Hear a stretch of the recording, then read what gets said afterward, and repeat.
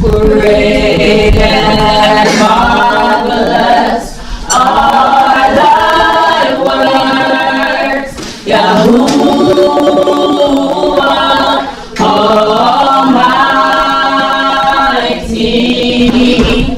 Just and true are thy ways, thou King of saints. Who shall not fear thee? Who shall not fear thee? Who shall not fear thee, O Yah, and glorify thy name, and glorify thy name. Great and marvelous are thy works, Yahuwah Almighty. Just and true are thy ways, thou King of saints. Who shall not fear thee? Who shall not fear thee? Who shall not fear thee, O Yah, and glorify thy name, and glorify thy name. Nations shall come and worship him, Yahuwah Almighty. The judgment shall be manifest, thou King of saints. Who shall not fear thee? Who shall not fear thee? Who shall not fear thee, O Yah, and glorify thy name, and glorify thy name. For thou alone art holy, for thou alone art holy, for thou alone art holy, and we glorify thy name, and we glorify thy name.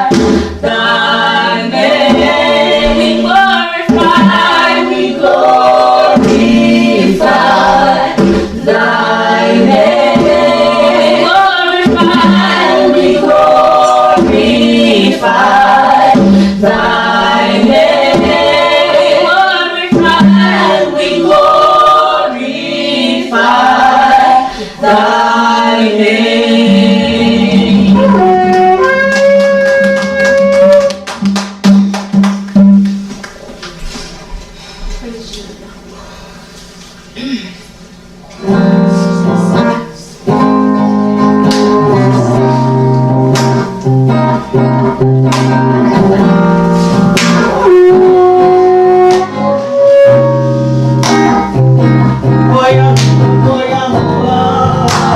Yahuwah will not pass on his Neither will he forsake his inheritance.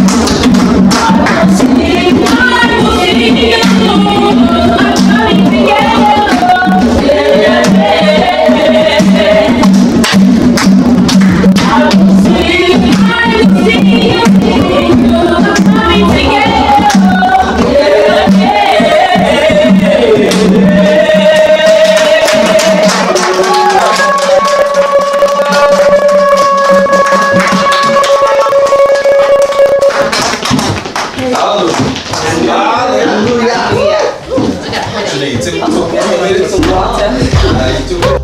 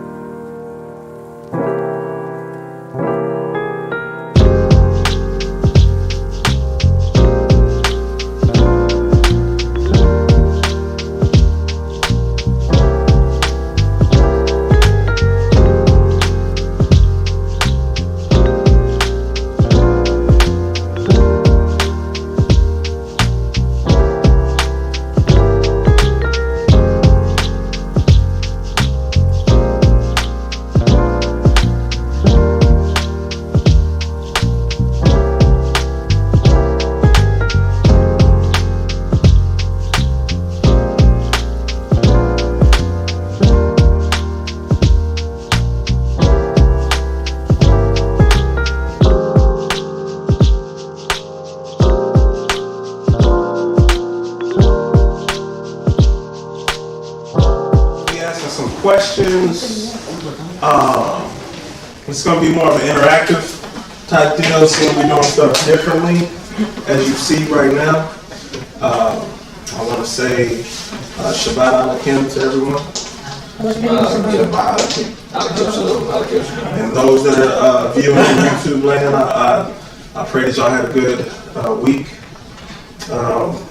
The thing that came to my mind that brought this up was what was pleasing to the Most High. It's kind of a two-part series, so it's going to be what's pleasing to the Most High, and then the other one is what's pleasing to the flesh, which is obviously not of the Most High, right?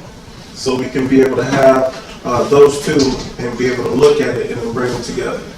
The first thing that I wanted to ask, I was going to ask Tehilliym. I'll ask Yesh. When it comes to pleasing the Most High, what do you think that you would do that's pleasing to the Most High? First off, follow His commandments and study His Word, and to your best extent. So as a child, what would be the commandment that you would be following? Honor father and mother. What does that look like? Not like be respectful to your parents, and when you go out to like the world and stuff, be a good representation of what the household is. All right. What about you, Texas?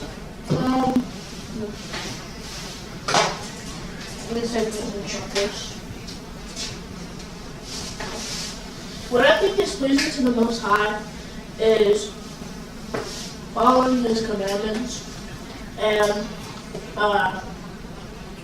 to not fall into evil. And not to follow into evil? Okay. So, with your thoughts, could they be considered evil if your parent tells you to go and clean up like early in the morning? Could your thoughts be like, man, this is dumb. This is goofy. Why am I doing this early? I mean, yeah, probably. I mean, like, if you're like, sound asleep or something, or if you're like, you're awake and you're like, hey, can you go clean this up for me? Oh, okay, got it. Because, like, I'm awake. I'm not over here. You don't, like, wake me up in the middle of my sleep. And I'm like, what? Like, I'm not like that. But, like, if somebody, like, wake me up in the middle of my sleep, like, I'm just sleeping, like, the best sleep ever, and they wake me up, like, hey, do this and do this. I'm like, why wake me up at this time? Like, that's not good. Like, you woke me up at 4 or 5 a.m. for like no reason at all. No reason. Not no reason, but like, you woke me up at 4 or 5 a.m. because you want me to clean up. But like, I was in the middle of sleeping and everything. So, I mean, your thoughts could be. Yeah, because you would be like, in your mind, you're thinking there's no reason at all for me and your mother waking you up. But our reason is valid, but to you, the reason is kind of like, it's not really a reason. You don't feel like you understand it. It's like yeah, perspective, I guess. Perspective. It's like, hey, go clean this, because like the parents were just like, I need them to clean this up before everyone gets here, so that way they think, hey, their house is so clean. Oh my goodness. And then the child's like, I just want to go to sleep, relax, have fun before, Shabbat starts. And then they go ahead and they check every spot. And they're like, oh, this spot's not clean. I'm going to have to wake them up and they go clean everything. And I'm like, that doesn't, why is it that there's one spot, no one's going to notice it, and you're like, clean this up. All the family secrets. Especially. Yeah, question. I also have one more thing to say. I'm sitting over here, right? Mom says, hey, I don't want you, make sure to bring back up the room to where it was. Okay. And like she was like clean something. Alright. And she told me perfectly, get your clothes up and to get your clothes up and everything to make your bed, right? Okay, so did all the stuff, and I was playing, went to sleep, right? I mess up my bed when I go to sleep. Obviously, everybody does. And Mom, you know what Mom told me? She's like, I don't want you guys upstairs and anyone in your room. Okay. I'm like, look, so then like, what's the point of cleaning up my room? No one's gonna like be in there checking me around. Got it. Hey. So it'd be perspective then. Because to you, you're like, there's no reason for me to clean my room. Because you're thinking that she's wanting you to clean your room for other people. Instead of you cleaning your room because she's telling you to clean your room. Right? So wouldn't it be like, I don't know, maybe it'll be a little smarter because you know that it happens every week. And it's been doing that for, I don't know how long you've been living here. That you would like kind of like jump on board and say, you know what? I know she's gonna come around. What's today? Is it Wednesday? Let me go ahead because I know I have to clean on Wednesday. I know I have to clean on Friday before Shabbat. Let me make sure I clean it to where I know that they're gonna say that you need to clean this, you need to clean that, you need to have this done, instead of being woken up extra late or extra early. Or how about this, Mac? Have you ever been on a game and you're sitting there and you're playing and you're online with your friends and you're like at the highest level and you're gonna beat the guy and then you get called, Mac, come here! I need you real quick! Do you ever say, hold on, I'm in the middle of a battle real quick? Do you say that? Yes. Oh, wow. Wow. Wow. That rarely happens. That rarely happens, but it happens. Yes. It happens. Now let me ask you this. Real quick. Can you turn to Colossians 3:20? This one.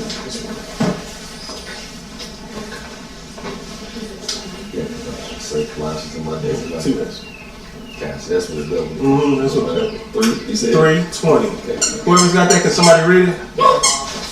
Children. Children, Yaladin, somebody? Some Yala?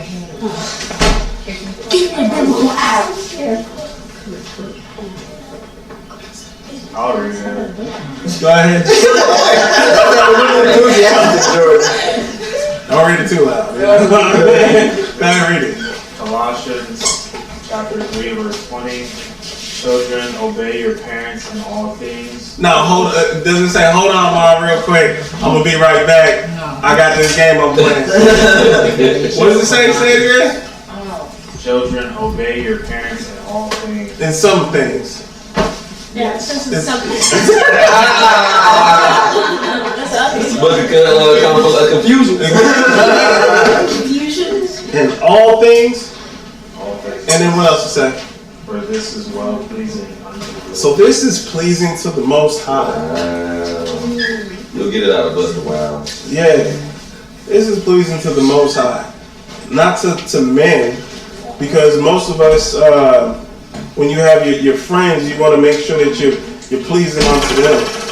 You want to make sure when you have a boss and you working, like when you have a soldier that's on the field, and is he worried about what goes on in the civil things? Like when you're at work, Jordan, when you're at work, Xavier, do y'all worry about, that's your best, do y'all worry about if somebody's arguing in the parking lot and it's customers, or they're sitting there yelling at their children? Do y'all worry about what's going on with them? No, right? That's a what is that?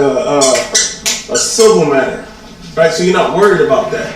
You're worried about making sure that you do your job so it can be appeasing to your boss or those who are in charge of your money, right? Because if you go and say, hey, y'all break this up, that's not even a part of your job. That's not what you're supposed to be doing. Right? So when you sitting there talking to us, and we're telling you like, hey, you need to go do X, Y, and Z, you think we worried about your video games?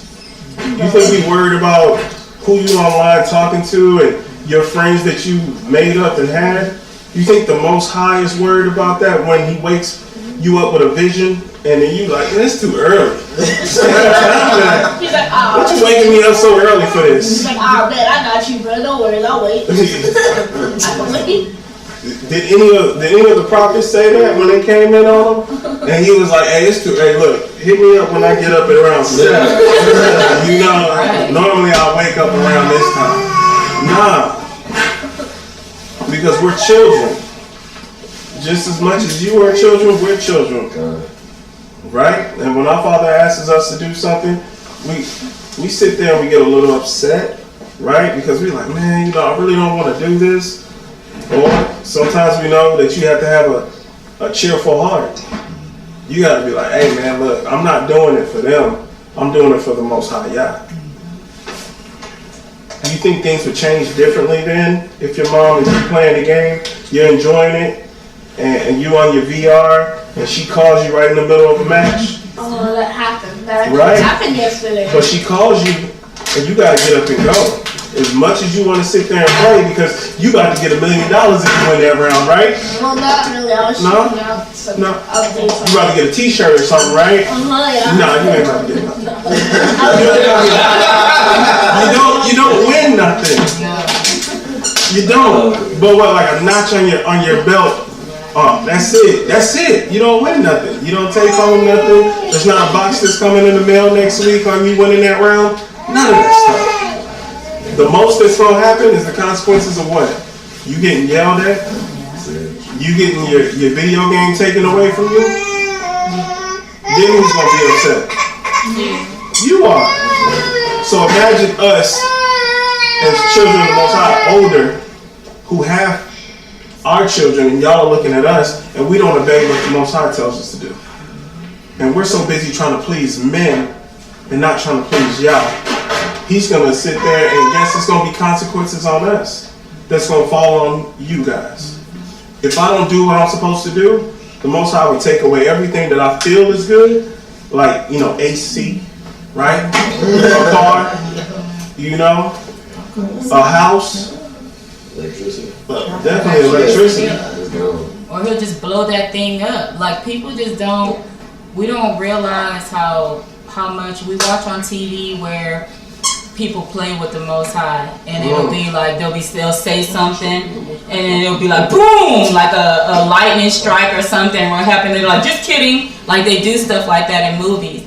Imagine if the Most High just does stuff like that. If you're in the middle of your game, or you're in the middle of doing something that your parent or he tells you to do, and then you just have so much tunnel vision on that thing, and then he just sends a lightning strike, because he can open up anything. He just be calling down strikes, calling down wind, all kinds of stuff to tear that thing up. But what if it's just like boom, Texas? What if it's it's gone, and we can't afford to buy you another one, and we can't buy another TV? That's actually happened in our house before, where a lightning struck the box and it blew the TV out. And we couldn't get a big TV right away, so we were watching TV on a little bitty screen, like on a small, like on a stand like that. So don't put it past the Most High to get your attention however it sees fit, because if you belong to Him, then He's going to take care of that. All right. So we understand that Colossians 3:20 for children is the pleasing to the Father, right? Yeah, we got that? I don't hear anything. Yes, no? Yes. Okay.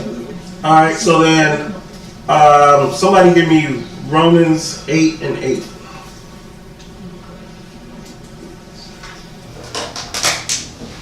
Did you get that?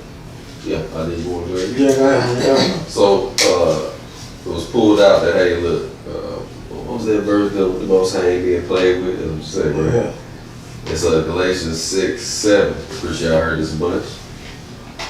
Be not deceived. Yah is not what? Mocked. He ain't mocked. For so whatsoever a man soweth, shall he also reap.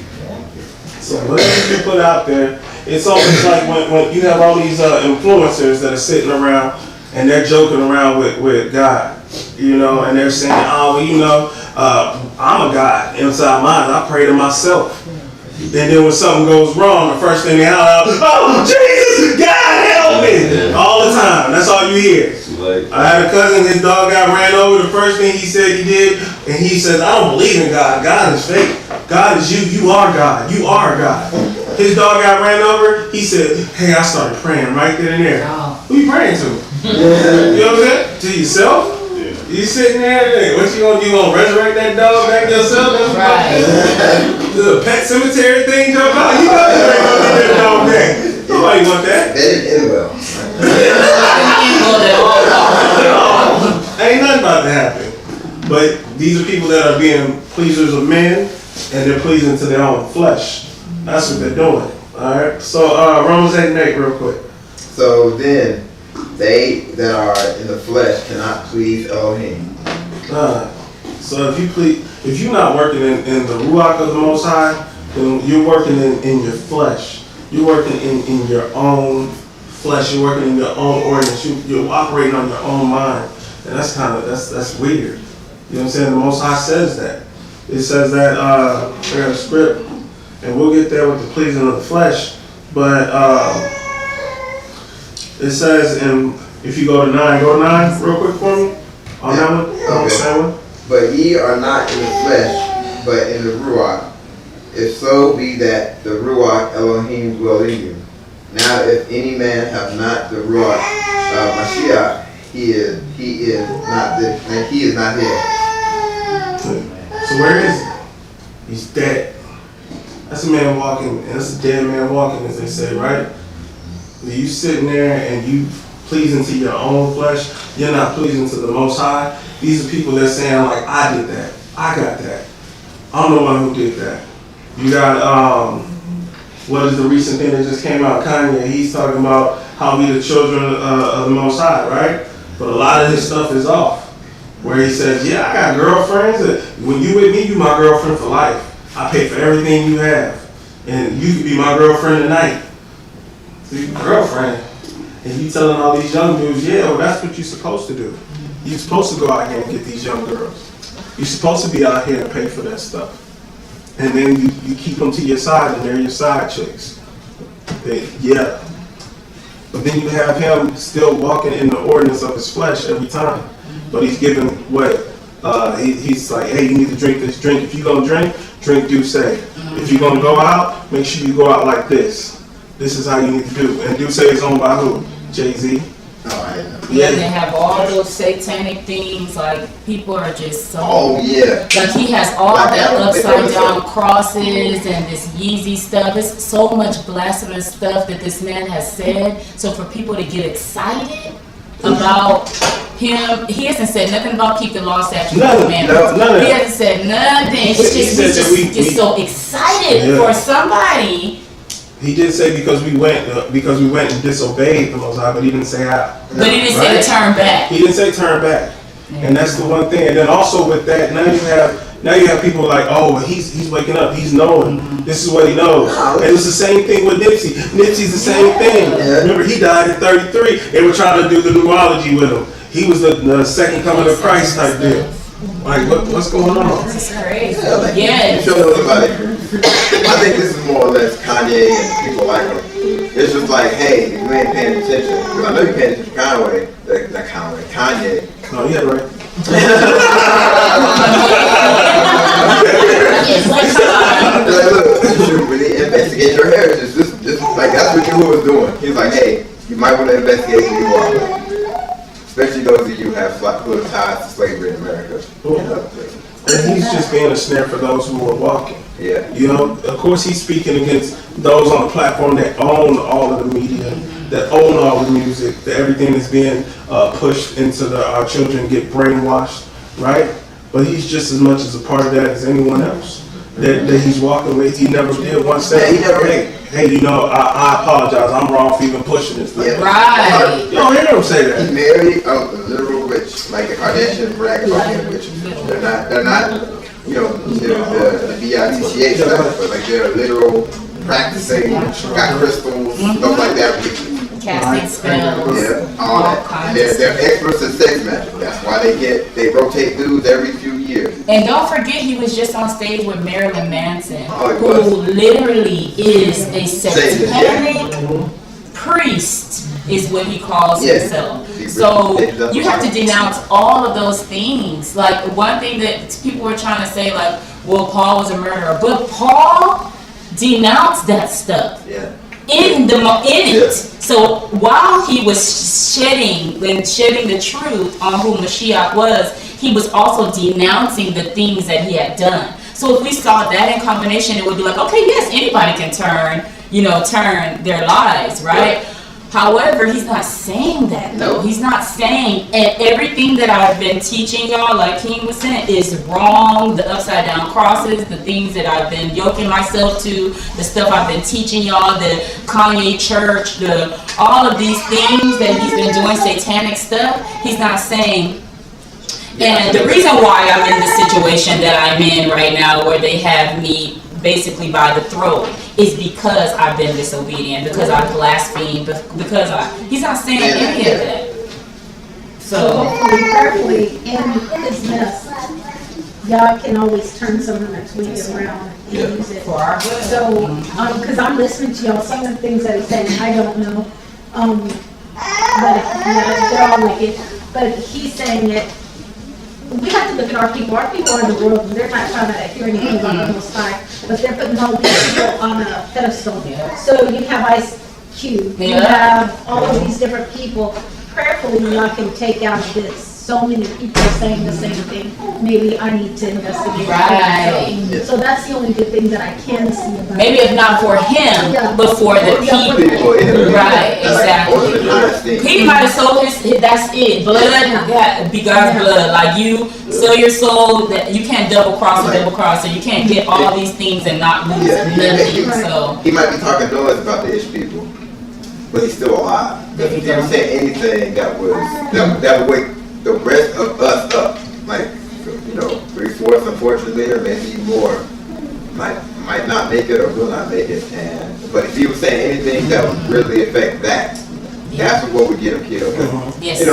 They're used to having people talk about it because they know they do the dirt. They know they do the dirt. So like, yeah, people gonna talk, but they can't do nothing. Right, can't do nothing. Yeah, That's Not right. yeah. Yes. Be real.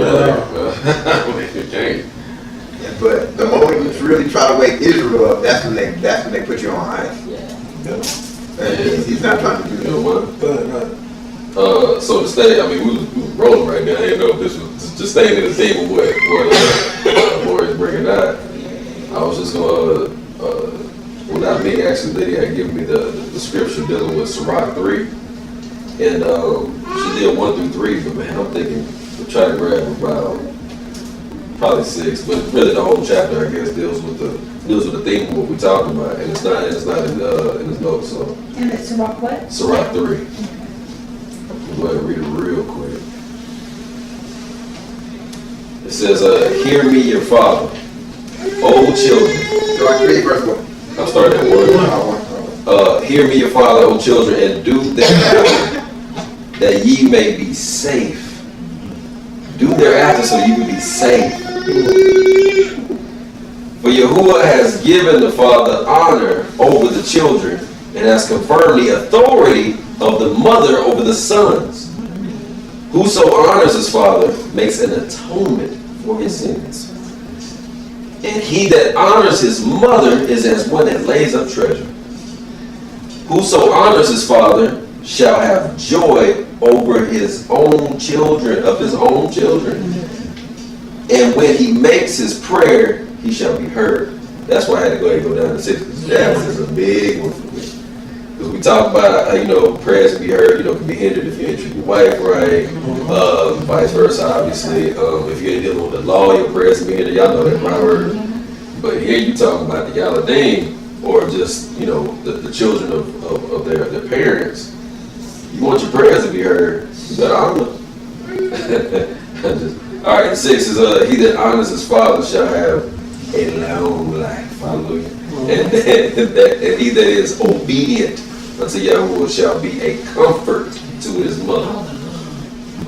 But obviously you read the rest of it, That was a good scripture that you read, because I was thinking about the encounters. We're instructed to honor your father and your mother.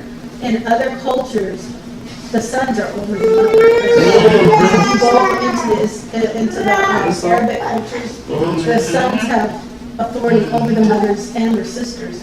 So, I mean, That's a good word that y'all stuck in there. Yes. Yes. All right. So let me ask you this. I'm gonna ask Xavier. Whenever you are out, like at work, or like y'all go out on like somebody comes up to you and Jordan, like say if y'all out somewhere, do you ever feel like if someone says something to you that goes against what you believe in, do you feel like the need to correct them? I mean, I just tell them that I don't do that. Or I just tell them that I wouldn't do that. I don't, like...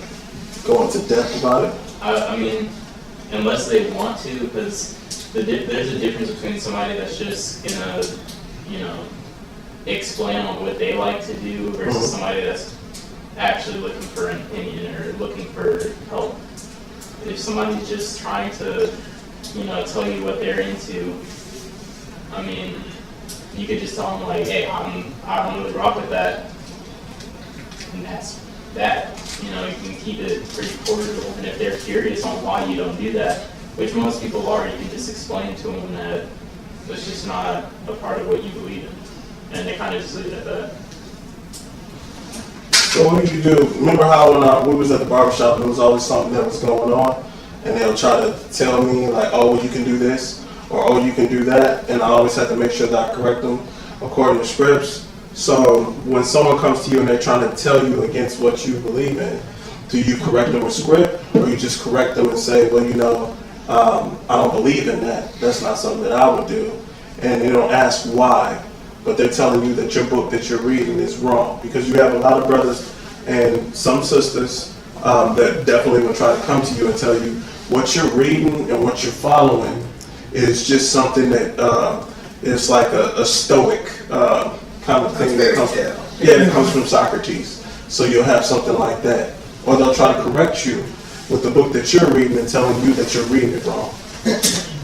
I mean, I'll listen and hear what they have to say, but that's another thing is like, if they can tell me that I'm wrong on something, and that's like a child coming up to you, it's like me coming up to you, and me telling you that you guys are wrong. You're not going to necessarily listen to me on me telling you that something is wrong, unless I have solid, concrete fact, written in stone of recording in HD.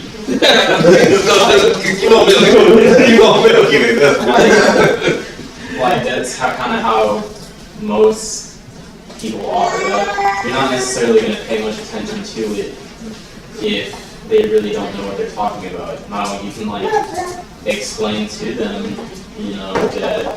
that show them in the script where. Why you believe what it is, or you can explain your own experiences on why, but in a sense, it's like a child coming up to you and telling you that you're wrong on something that you're not. Because this is what we deal with in Israel right now, with our children, going to our families, being around certain parks. If we go to a park with our children, allow them to play with other children. Or if we allow our children to go and say if they want to go to the movies or they want to go out to a theme park or something and they're a little bit older and we allow them to go by themselves, we're going to have them, or even in work, we're going to have other people that are always going to constantly come and try to check and tell us, hey, you're not doing this right. Or hey, how come you don't listen to this? And then in that sense, when you have certain children that even online when they're playing, they're like, oh, you don't do this, you don't do that? Well, why not? You ain't cool. We can't hang with you. Or we don't want to talk to you.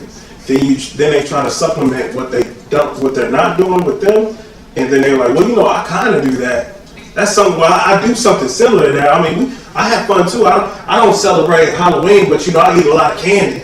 You know what I'm saying? Me and my sisters dress up, or me and my brothers dress up, or something like that. So it's like they're trying to be like we're on the same level, but we're really not.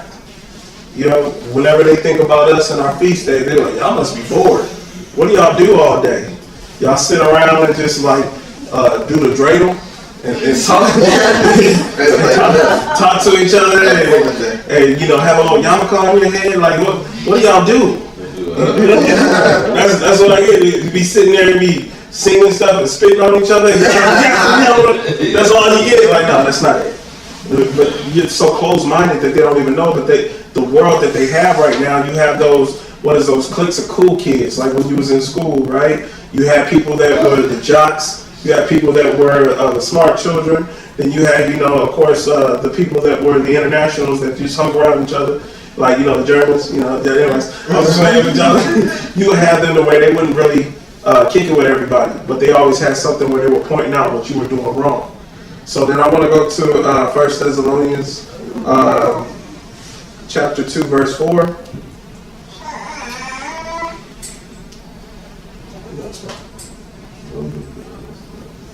Oh, so I think 3.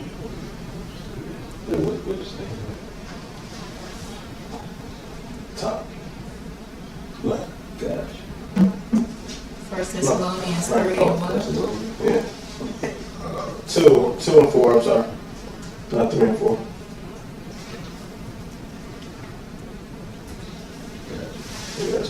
Mm-hmm.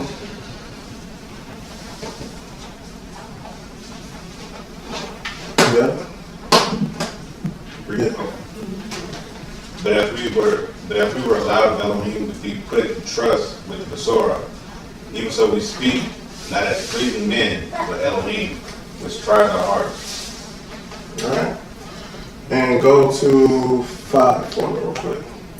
For neither at any time use we flattering words, as ye know, nor a cloak of covetousness. Elohim is witness. So we're not using flattering words, right, to try to esteem or try to make somebody feel good because they're walking in their ways of wickedness. Well, I know that you're doing this, but bruh, it's gonna be okay because I did the same thing, but I just need to make sure. Like, nah, you gotta stop it now because you walking in death.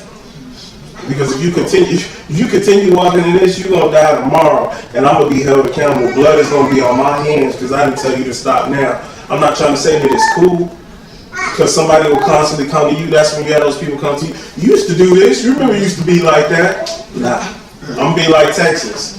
I had Texas try to open up a bottle one time when he was like young, and this is when we first started, following Torah. And I said, man, you can't open this bottle. He said, you know what?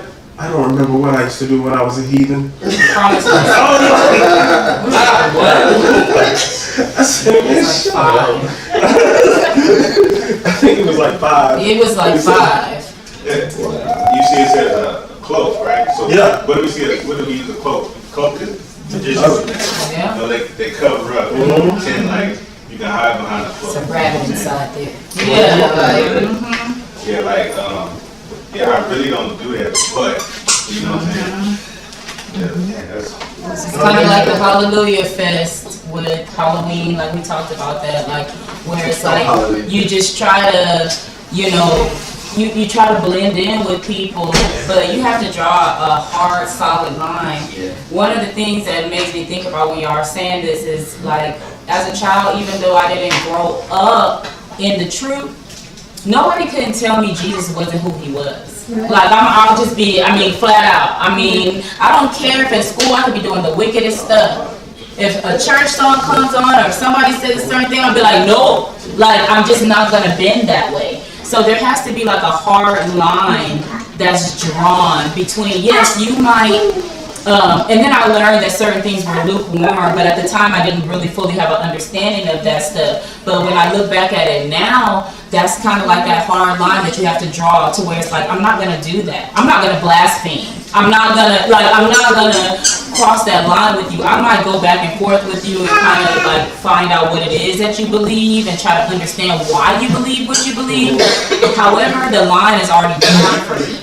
Because I'm already like, well, there's nothing that you can tell me that's going to make me change my mind about Mashiach, that's going to make me change my mind about who the Most High is according to his word. So I think that that's the solid line that has to be drawn, even if you don't know everything.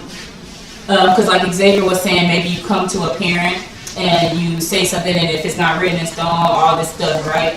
But at the same time, you can have a little bit of knowledge and still go far with that. Because the Most High will he'll water that. Like it's his job to make it to There have where. been times where, like when I was before, I didn't cut you No, off, but like when I was Kuwait, there'll be stuff that I heard King, Shafir, Shamar.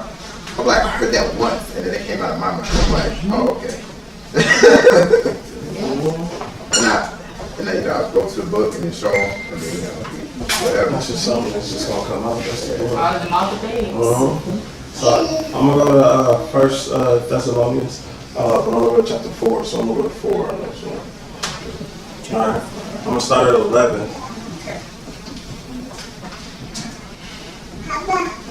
And I'm gonna end at 15.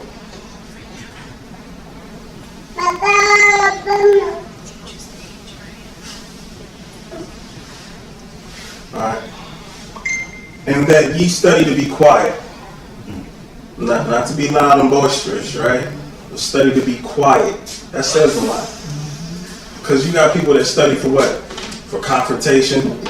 Right? That's the main thing. No, I got you, man. Hold on. No, we can debate. Like, that's not what we studying for. That's right. They come here for debate. There's so many people out here trying to debate and put it online and then trying to boast on how much they know. Well, where's your ruach at? That's for your own vain purpose. That has nothing to do with the Most High. You know, you trying to gain followers and likes. You know what I'm saying? That's it. So you out here studying to be loud and boisterous. They said the loudest one is what? The scariest one. That's the scariest one. Right? And to do your own business, not everybody else's business. And to work with your own hands, as we commanded you, that ye may walk honestly toward them that are without, and that ye may have lack of nothing. But I would not have you to be ignorant, brethren, concerning them which are asleep, that ye sorrow not, even as others which have no hope. For if we believe that Yeshua died and rose again, even so them also which sleep in Yeshua will Yah bring with him. For this we say unto you by the word of the Elohim, that we which are alive and remain unto the coming of the Elohim shall not prevent them which are asleep. I can even go more, but I'm going to stop right there. I thought there was more reincarnation doctrine. Oh, it's huge. We ain't got it today yet, but you know what I'm saying. Like even Yeshua himself said when he talks to disciples after he said, like after he rises from the 3 days, they ask him like, what was that? What? He's like, it's like a sleep. Yeah. He says that. It's like it's a sleep. Because that's what I told my wife this. When I had got in an accident, a little sidebar, I got in an accident and I was pronounced dead on the scene, and I just remember hearing clear, and I got up and my eyes were closed, but I just felt blood just rushing down my face, and I'm asking where my friend is at. You know, I'm not even asking what happened. I was like, where's my friend? And he was like, I'm right here, shawty. And I'm like, hold on. Then I said, what happened? You know, what's going on? And that's when you have those disposable cameras where you be doing this. I was like, grab my camera from my pocket and take pictures of this. Because I was always about taking pictures, especially when it's something tragic. My wife know that. So I always take pictures. So that's just what I do. I want to document everything, basically. So I just hear him being like, oh, let me get that. Excuse me, shawty. All right. Taking pictures. But we got into a car accident. It was a 5-man car accident. We ran over a dead body that was already in the road from a car accident when this person got propelled from their car and they died. And so then I ended up going through the windshield and landing on the hood. Wow. And I didn't even know it. You know what I'm saying? But when I asked what happened, I didn't know what happened. When I asked what happened, and they were like, oh, well, you were pretty much dead, like you were dead. And then when they asked me what was it like when you was dead, I said it just felt like I was asleep. I just felt like I woke up. They're like, you didn't see nothing, so I didn't hear. When I hear people saying, I mean, it's different people's, maybe somebody different. I don't know. I'm just telling you my experience because I hear people saying like, oh, well, I felt the warmth and I heard voices, and I could see the light, and my body was going from my soul was going from my body up to the heavenly gates, and all this other stuff. I've heard all of it. If you wasn't dead. That's the thing, because there's a piece in between that of your consciousness, sleep. Remember, like, because even in our sleep we can feel things. Like we fight in our sleep, we do all kinds of stuff in our sleep. So maybe it's that in-between phase where they can pronounce, they might say, maybe their equipment said that you were dead. However, you were just kind of in almost a sleep paralysis of sorts versus actually being dead, because we have to believe what the word says about when you actually die. So. Well, I want to say this, just go back to what you said. When I had my aneurysm, and I died twice, I died right after coming out of recovery, right after surgery, my heart stopped and I stopped breathing and they had to resuscitate me. And I, again in ICU, when I woke up, I was at the bottom of the bed and there was a bunch of people in the room because they hadn't hit the paddles, you know. So I know that I saw nothing. I don't recall anything, and it scared me when I came into the truth, because I was like, you know what, if I had remained in that state, I was going to Sheol. Exactly. I was going to Sheol, so I praise Yah, I didn't see anything. Exactly. But you're right. I was reading about it just this week too. There are people who die, and you know they have these different experiences. But see, I wonder at those things because these people don't know the Most High. How come they don't come back with a testimony of sin? Except for one testimony we've all heard before. But everybody else comes back with the light. Yeah. That they saw loved ones and they were at peace and such and such. And I was like, that's some kind of deception going on here. Because if you really died and saw someone, and come back with the truth to tell us. Instead of versus something that keeps you in the darkness. Satan has a kingdom as well. So it doesn't necessarily mean, and if we read Enoch, not Enoch, if we read, what is it? The ones that tell you, is it, I can't think of the book right now, but I'm sure somebody knows, you know, where it tells you the different stages. The different stages of see that. Yeah. The different stages of what? That, like, it even has, I think it's I know the third stage is where the angels that rebelled against the Most High, they're in there. Yeah. Okay. Yeah. Oh, it's Esdras. The one that I'm talking about is Esdras, because you know you get a week if you're unrighteous. You get a week after death to look and see the glory of the Most High that you will not be able to see. And then if you are, but it says in Esdras that you have a full week after death before you actually go to your place. And I know that people have read that. You know what? And that kind of reminds me of what's that one movie where Tales from the Hood, where the guy was dead and he didn't know that he was dead, right? And they were sitting there and he was telling them, he was in a funeral home and he was telling them about this every man's story. And they got to that last brother's story, and it was the three brothers that were there. They ended up killing that last one. Right. And they were thinking that everything was cool. They were going to make a pickup for their boss, you know. And he was like, "Oh yeah," you know. So he was like, "I got you."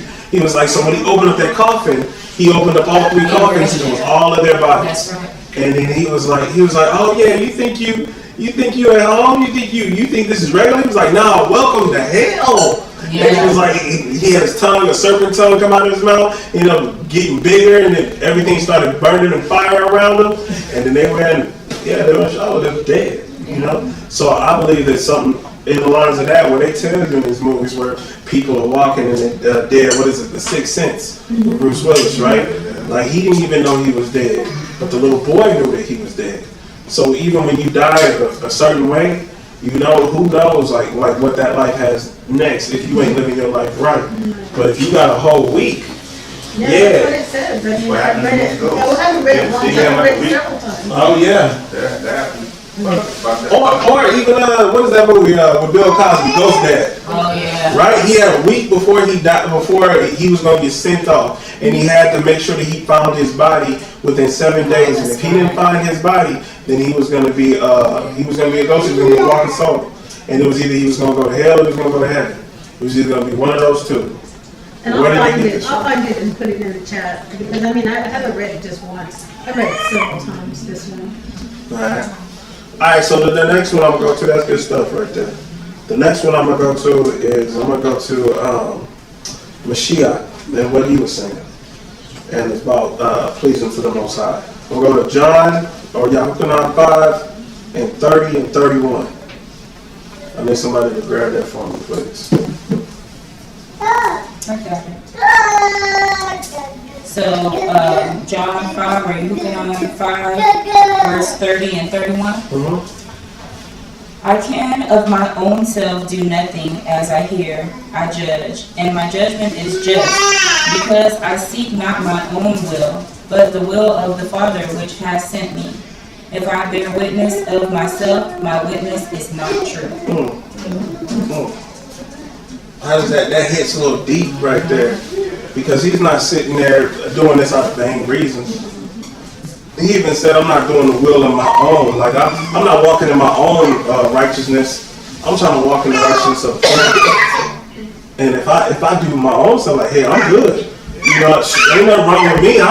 When people were like, we all sin. You got people that be like, yeah, that's y'all. Ain't got nothing to do with me. Nah, brother, not at all. You know? And he just destroyed the whole Trinity doctrine right there. Yeah. Yeah, literally. Literally. So I obey myself. Not at all. I'm waiting till I talk to myself real quick. Okay, so. Right. Witness to myself. Now, one thing is that when I was reading the 2 and 4, it was talking about how Yah tests our heart. How does he test the hearts?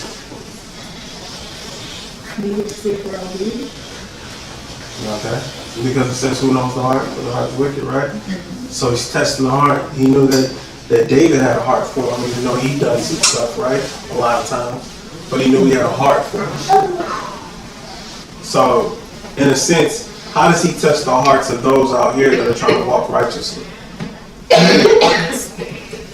Well, scripture says, say never that the Most High tempts you to do anything, right? But he tests us, right? So we have trials and we have tests because there's things, situations are going to come. You're going to have trials and you're going to have tribulations because that's what it says. Like, you're going to go through things.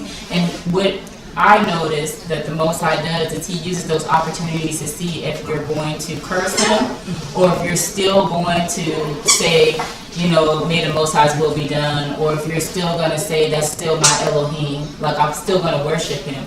Because a lot of times people get hit with death or illness and they want to curse. We see it with Job and you know, with his wife and the friends and different things like that. At first they'll encourage you, but when it gets real hard and your body starts wasting away, or when, you know, there's a death of a child or a spouse or something, those are the times where the Most High is trying to see, you know, whether or not you'll actually continue, that it will increase, your love for him will increase, or if you're going to decrease and then fall completely off.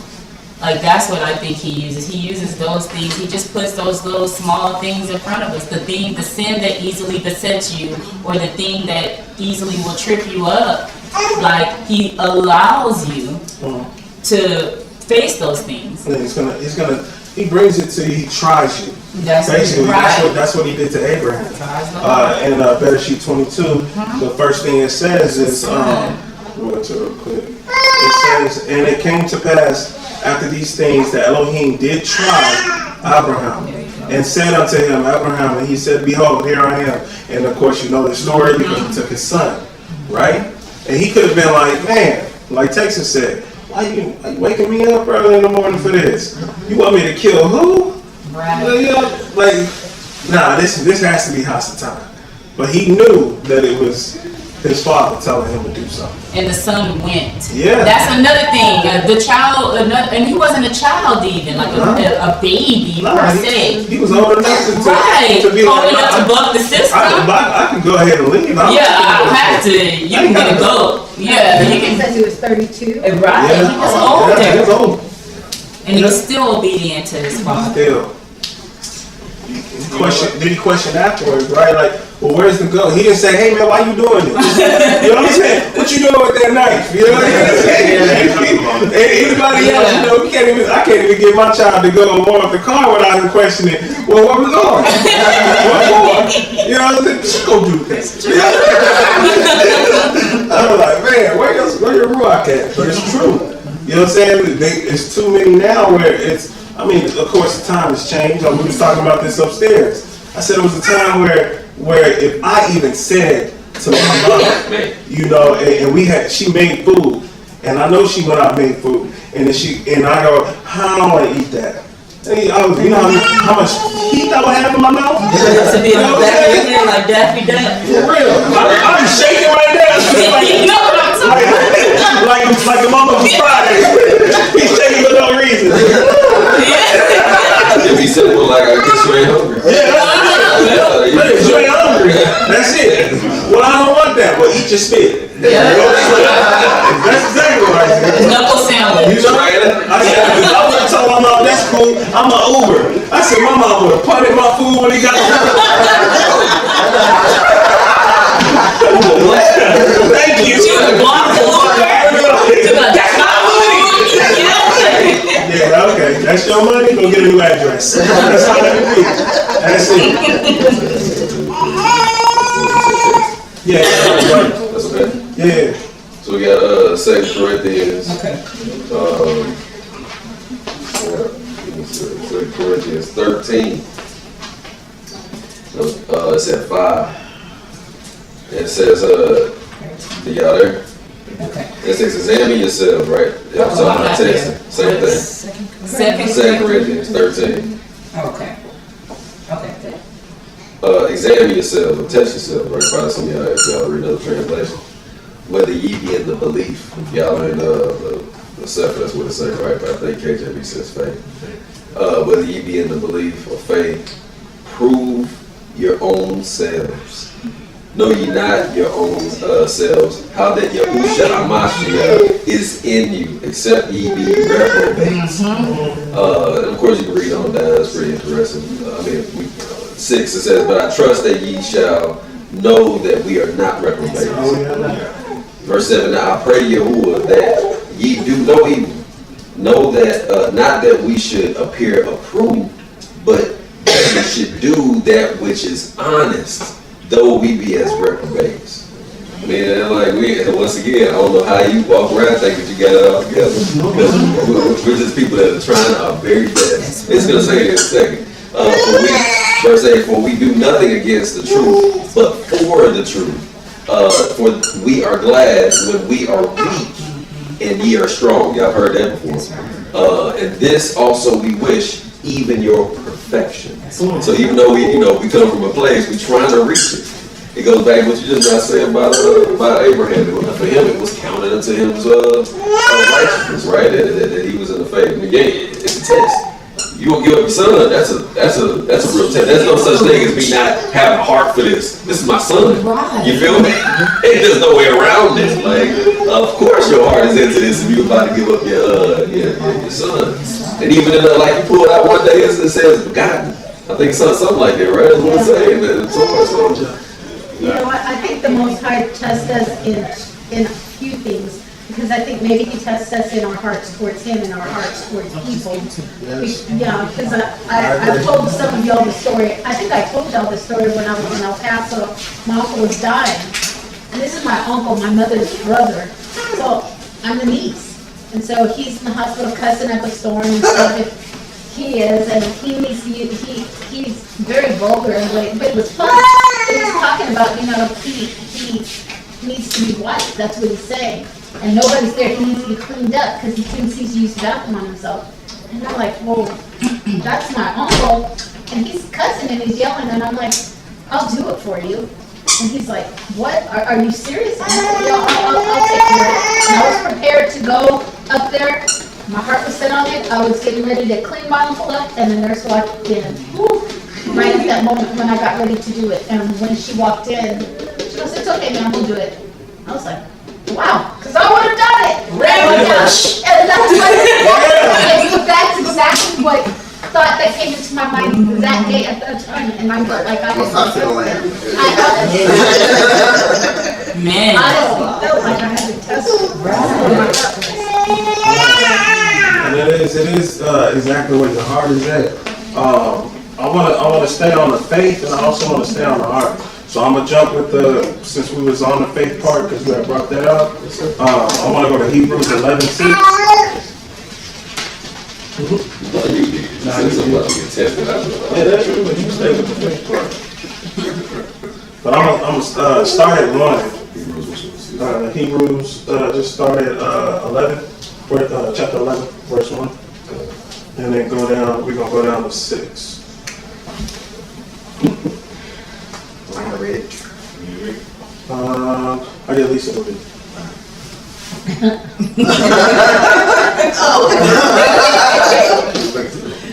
Now faith is the substance of things hoped for. Start at that one. One? Yes, I have one. Now faith is the substance of things hoped for, the evidence of things not seen. For by it the elders obtained a good report. Through faith we understand that the worlds were framed by the word of Elohim, so that things which are seen were not made of things which do appear. By faith Havel offered unto Elohim a more excellent sacrifice than Cain, by which he obtained witness that he was righteous, Elohim testifying of his gifts, and by it he, being dead, yet speaks. By faith Shinnoch was translated that he should not see death, and was not found, because Elohim had translated him. For before his translation he had this testimony, that he pleased Elohim. But without faith it is impossible to please him. For he that comes to Elohim must believe that he is, and that he is a rewarder of them that diligently seek him. Yeah. Hallelujah. That right there is itself. Faith, without faith, there's nothing. You have nothing. Like, he ain't gonna, if you don't believe in scripts, if you don't believe in the Most High, if you don't believe in his son, you definitely aren't going to be making it to the next life hereafter. And you can be right. Like, scripturally, you can be right. Mm-hmm. But you Yeah. You can have all the script knowledge in the world. You know, I know that. I know the precepts on that. I know the book of Herman's. I know all of that. I got all of it. I know all of that, but without faith, it's nothing. Because right, like there are people who are professors, doctors in college that study the same thing we study in, but they just don't believe behind it. That's That's true. That's true, and they know all about that. And the thing is they want to sit there and hold on to belief or faith in science. My boy GW says alliance. So it's like you want to hold on to that. You know, but these are people like, oh, I don't believe in religion. Oh yeah, you do. You believe in Everybody. believes in something. That's Everybody believes in something. So that's your religion that you are following. But they don't want to hold on to that, because that word religion is also, we also know that religio means to bind the mind. You know what I'm saying? So you're binding your mind into something. They don't want to bind their mind. So people feel like they're free, they're spirit. You're not. You know what I'm saying? That's just it. And when it comes down to this book, if you're not believing in the Most High, and you believe in, oh, it's YOLO, or this life is just the life that I'm gonna live, and I just want to get bread and just be fed, and that's it, and do whatever I need to do in this life. And your life is literally, you're living for nothing. You're dry bones. You're dead. That's it. And you ain't gonna see that. And what it has to happen is, some people have to get shook. They have to get woken up. And the worst time, and the worst kind of getting woken up, is when somebody is taken out of your life that you value the most, and they come back, or something that reminds you of it, or maybe their life wasn't right, and then you have something, now you got chairs moving. Now all of a sudden you got doors opening up and stuff falling off. Hey, this can happen. We know people that this happens to. You know what I'm saying? And it's like, and these are people who believe. Now imagine if you don't believe, though. You know what I'm saying? And this happens. Then all of a sudden your belief is stronger, but why does it have to take something drastic like that to be taken out of your life for it to happen? It shouldn't do that. Sometimes like, you go through some things, you feel like, man, I'm really all alone in this thing. You know what I'm saying? Like, Most High is supposed to have my back right now, but I don't feel him having my back right now. And then you feel like your faith is waning. Like I was talking to Malek earlier, and I was telling him like I was looking at the book of Enoch, and I felt like I was dying because you know some of the stuff like just keep coming on you, and then tell you that word rejuvenate you because read that book of Enoch. And like Sherman was saying, like start looking at the different levels of the punishment and the judgment and all that. You're like, oh, wait. Right. That's that. Wake up. You know what I'm saying? Like you think it's bad now? This ain't bad. This is a chance. That's lightning. This is a chance. Like so now it's kind of hard when you got to think of it like whatever you're going through right now. He's trying to prove himself. Like it's going to get way harder than this. So if you can endure this right now, when the fiery darts really start coming, you already know that you've been at ground zero. So now you just, okay, what did I do last time when my whole life was destroyed? I reflected back on what, you know what I'm saying? So it should be all lean. I'm gonna stop at Tehilliym 40, and we're gonna start from verse 7. 8. Tehilliym 40, verse 7 and 8. You definitely got to reflect and go back and look at, just look at most of the prophets and a lot with David. I noticed a lot with David and what he's gone through and how his mind changes. You know what I'm saying? And what brought him. He even had a mind where his mind frame was towards Abimelech. He was a little bit different, you know, and then it changed and he was like, man, look, just please, you know, please, Abba, he was begging, like, help me. You know what I'm saying? Like, I'm grateful for everything that happened. You know what I'm saying? I'm grateful for everything that happened, but please, he was begging for a different tune. He was singing a different tune at that time. Like, we have times where we have people, we have enemies, you know what I'm saying? But we ain't had no enemies like David had. We ain't got nobody, I mean, some of us did, you know what I'm saying? But like we ain't had enemies where we got like tens and thousands of people looking for us. And I can't even. I gotta live in a cave. Your own you know child. what I'm saying? Come on, man. Yeah, y'all would be here. Yeah, right. You wouldn't make it. Right now, like, And at your door, you ain't got no kingdom. No, that's it. All right. So let me go to, I said 40, 7 and 8. All right, but I want to start at 1. And it said, let me see.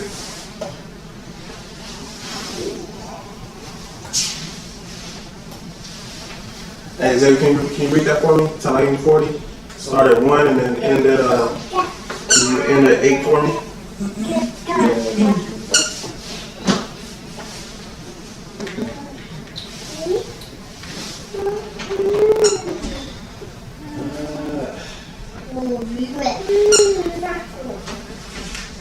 You said Tehilliym 40 started where? 1? Started 1? I thought you said 4 or 7. Alright,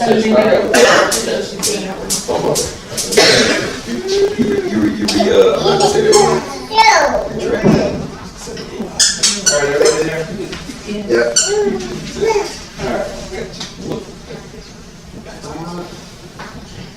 To the chief musician, the Song of David. I waited patiently for the Most High, and he inclined unto me, and heard my cry. He brought me up also out of a horrible spirit, out of the weary clay, and set my feet upon a rock, and established my goings. And he hath put a new song in my mouth, even praise unto our El. Many shall see it and fear it, and shall trust in the Most High. Blessed is that man that maketh the Most High his trust, and respected not the proud, nor such as turn aside to lies. Many, O Yahuwah my El, are thy wonderful works which thou hast done, and thy thoughts which are to usward. They cannot be reckoned up in order unto thee. If I would declare and speak of them, they were more than can be numbered. Sacrifice and offering thou didst not desire, mine ears hast thou opened. Burnt offering and sin offering hast thou not required. Then I said, Lo, I come, in the volume of the book it is written of me. I delight to do thy will, O Yahuwah my El. Yea, thy law is within my heart. Hallelujah. Hallelujah. Alright. Alright, so at the end of this, I mean, this, again, it's going to be like a 2-part series. I'm going to close it out with this and we'll pick it up the next Shabbat, Yah willing, and then we'll finish it out. And we're going to be finishing out pleasing of the flesh. Okay? Hallelujah. Alright, go back where you at. Okay. Oh, I thought you might have something. Hallelujah. Shalom. That's gonna be my name soon. Hebrew or Hebrew.